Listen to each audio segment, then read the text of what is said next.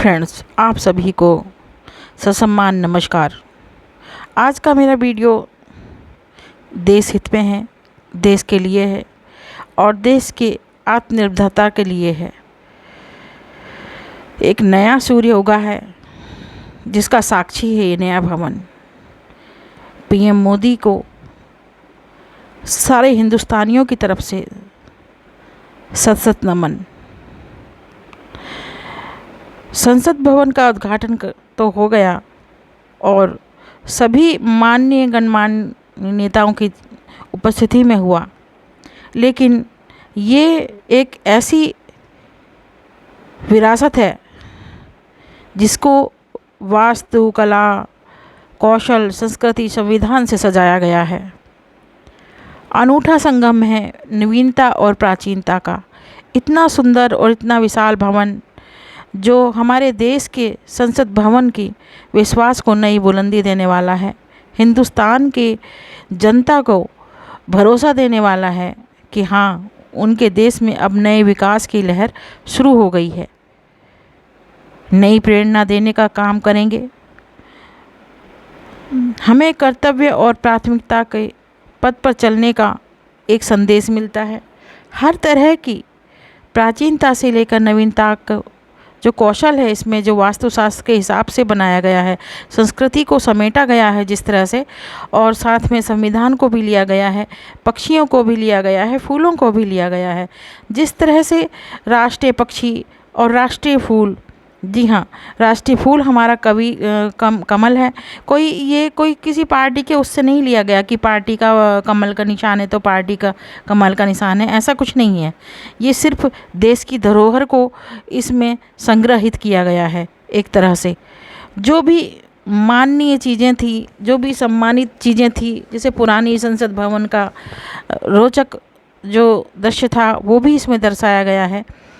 ये नहीं है कि ये सब नहीं है। तात्पर्य यह है कि इस भवन में अगर वास्तु है तो विरासत भी है। जी हाँ, हर छोटी से छोटी चीज़ का ध्यान रखा गया है। इस भवन में अगर नवीनता है तो प्राचीनता भी है।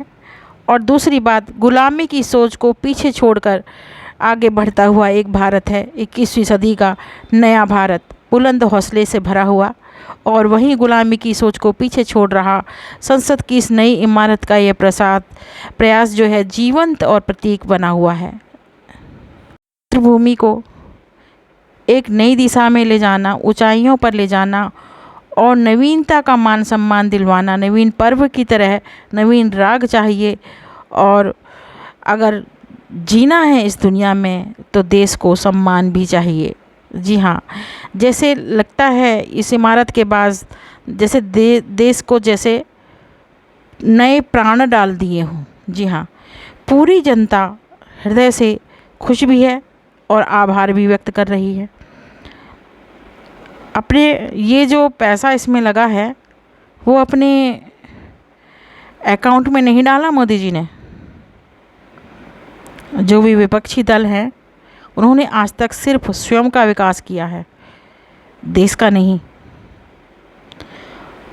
थोड़े दिन और रुकते तो पवित्र सिंगोल का तो पता ही नहीं चलता, उसकी गरिमा को भी लौटाया है।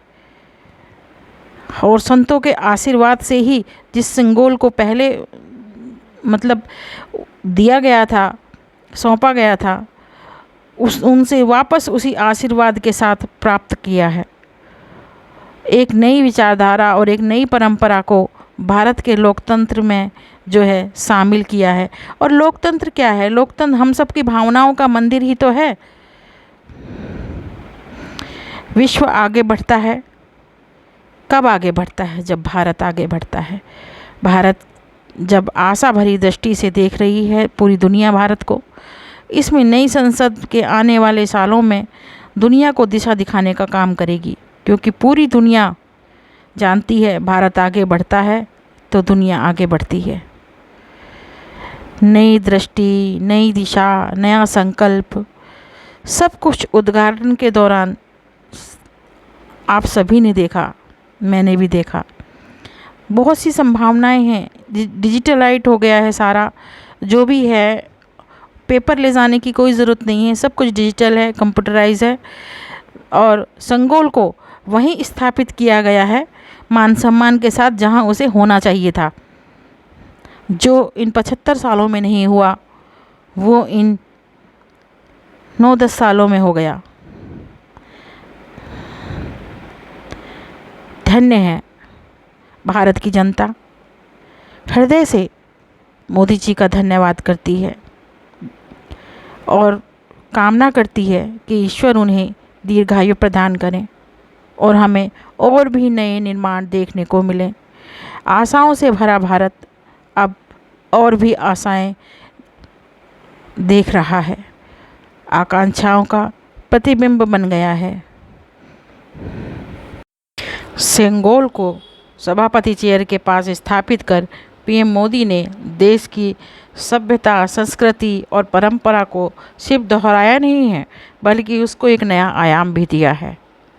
कई सालों में जो कारनामा कर दिखाया है और ऐसा निर्माण और जो उनके नेतृत्व में हुआ है, ये उनकी गंभीरता को दर्शाता है, जिसमें कहीं भी किसी भी तरह की कोई चूक नहीं की है।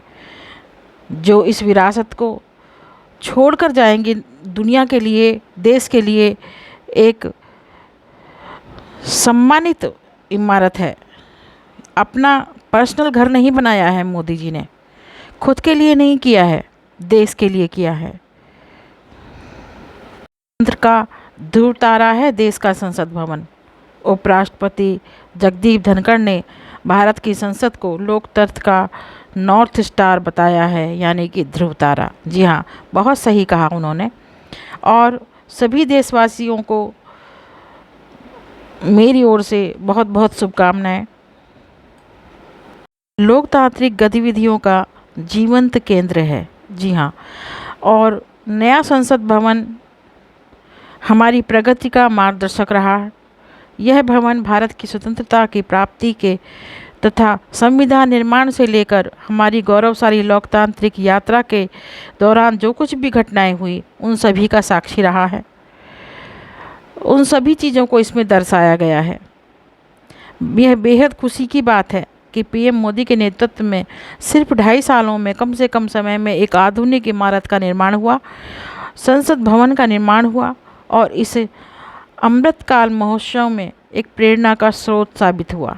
जी हाँ, इसे कहते हैं एक महत्वपूर्ण मील का पत्थर। क्यों ज़रूरी थी नया संसद भवन? लोग कहते थे, बहुत सी पार्टियां कह रही हैं, किसी को बहुत से, अभी तो बहुत ज़्यादा जो है उपवाद खड़े होंगे।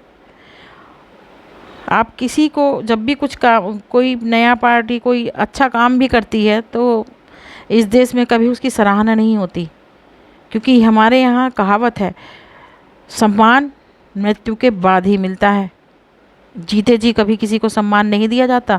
यही है हिंदुस्तान की एक सबसे बड़ी और सबसे दर्दनाक तस्वीर।